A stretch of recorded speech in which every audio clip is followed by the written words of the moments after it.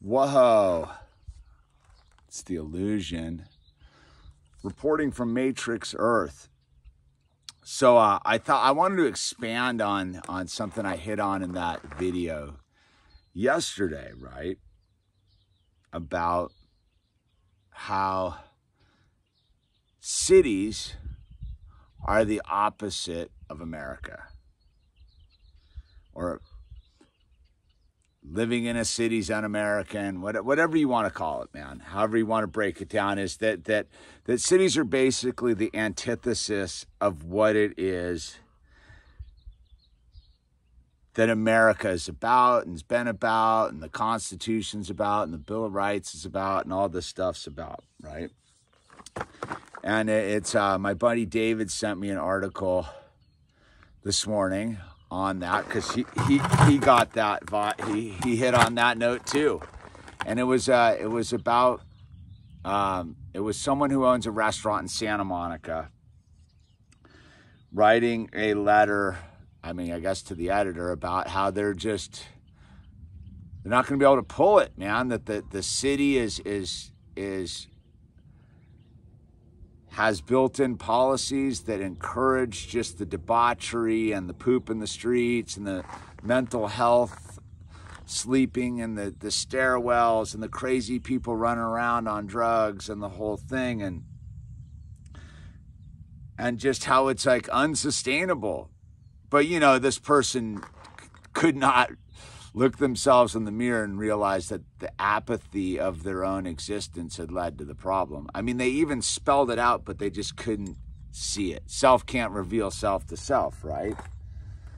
That's the rub right there. And then you look at like San Francisco's just on the downward spiral. New York, same thing. All these urban liberal zones are just melting down, right? And people seem to like wonder why. Well, it's a plan. It's a plan, and what is that plan? It's to trap you in these environments, right?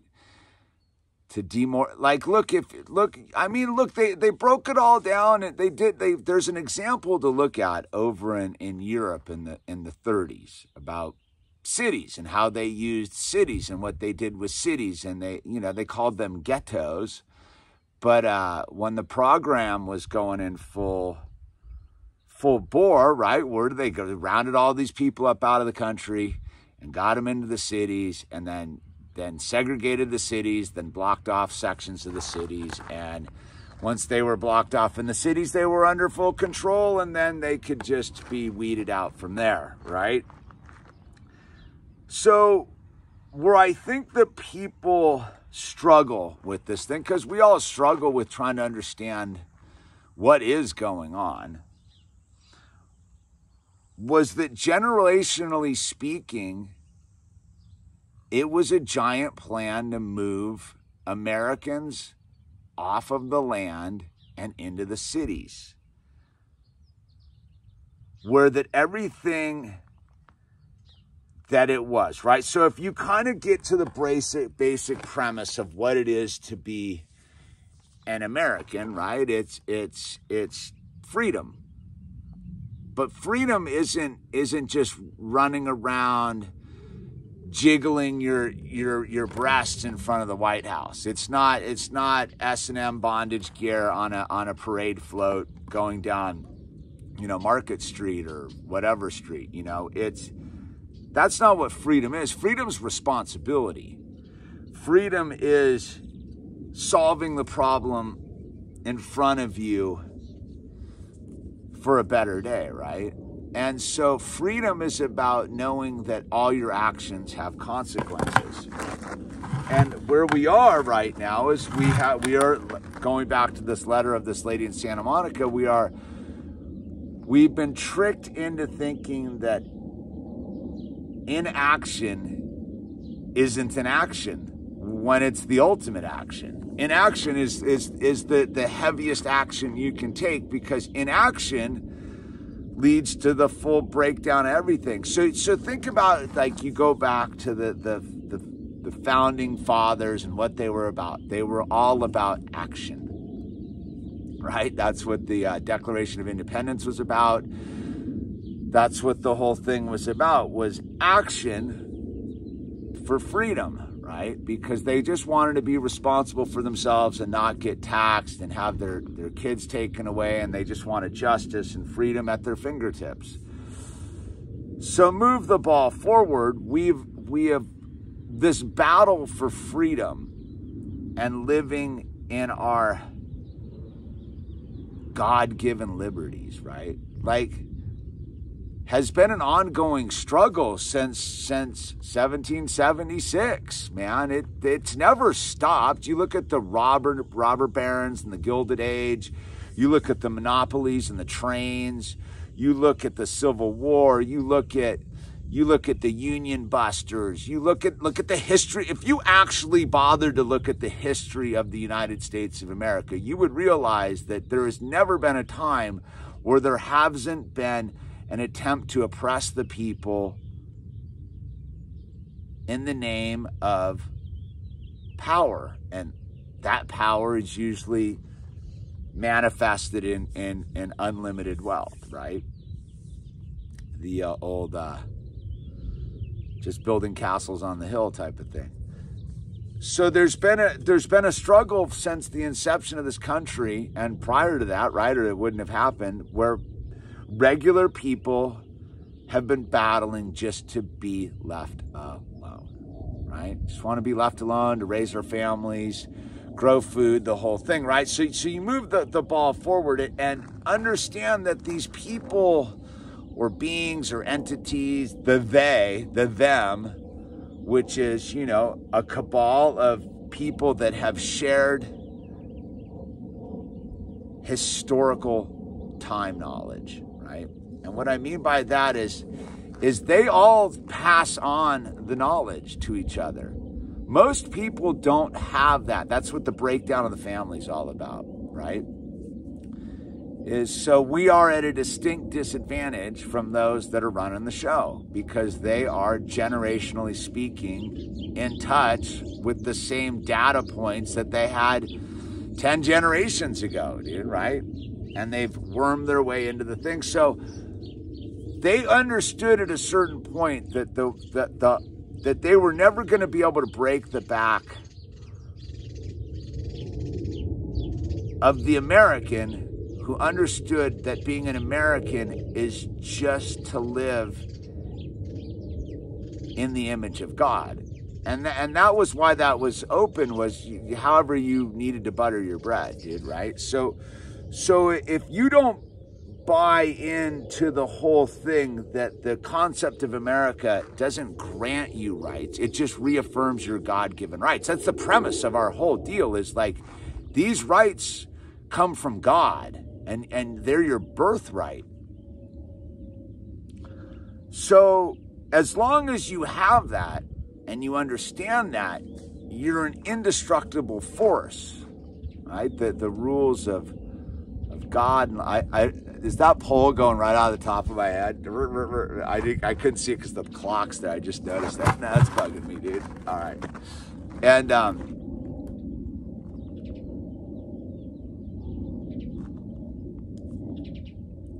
you can't take, like, it doesn't matter how far down that you look at the history of America, right? Again, is look at the people that would, as long as they were able to like grow some food and do the thing, they could survive the hardships, man, right?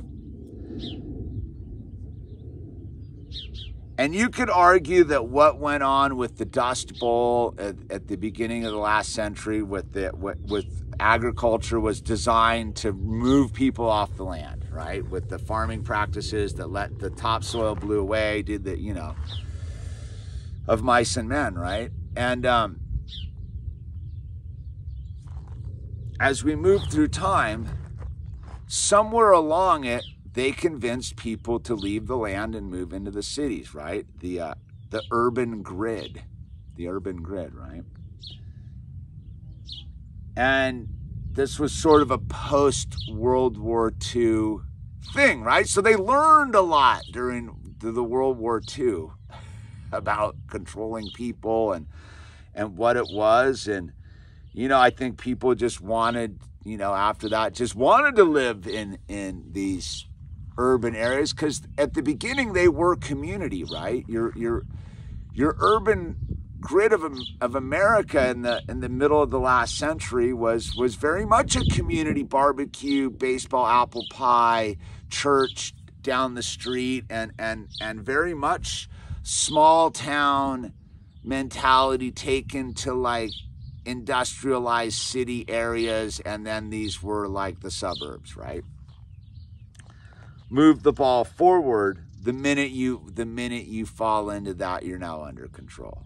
But I have my freedom to get a swimming pool or whatever it was, you know, 50 different colors of Sunday dresses, and you know, I can have 4 baseball bats and 7 baseball mitts and jet skis and all this stuff, right? So you get into the grid, and you realize as you kind of look back through the thing, is that's always where these entities, these people, these cabals, these groups of people have thrived, is in these urban centers, because out in the frontier lands, you're untouchable, right? It's because you're with God, right? You're up against the truth. The mountains don't care. And so it's as here we are at the crossroads of it all. And I look at my own experience in life, and I realize, but for the grace of God, man, like I could be stuck in one of these cities, dude. My son could be growing up in one of these urban nightmares, dude.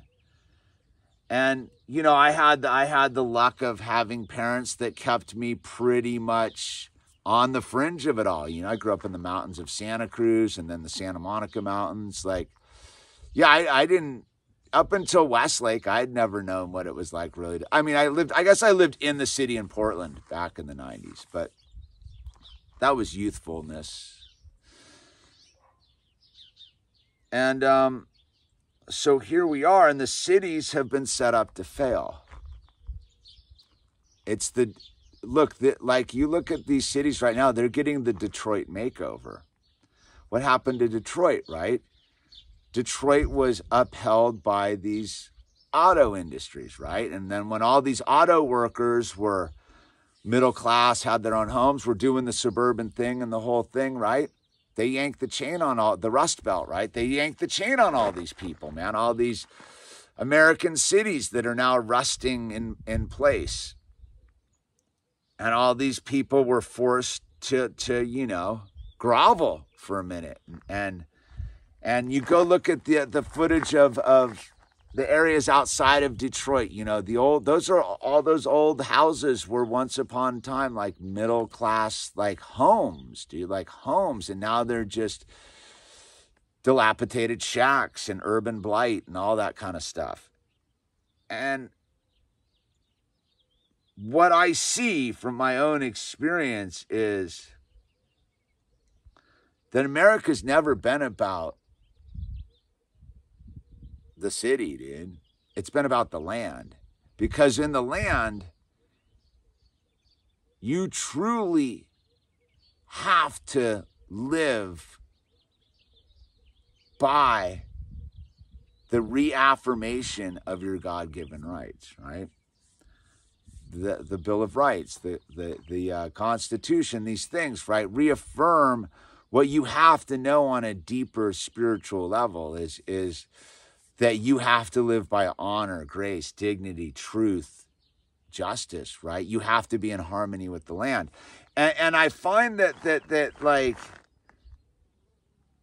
where like my generation failed, or many of these generations failed, was the environmental movement, right? We thought the environmental movement was correcting the corporations to get them to stop doing it. No, dude, all we had to do was just leave the cities and go out and start interacting with the land, and we would have found out the truth.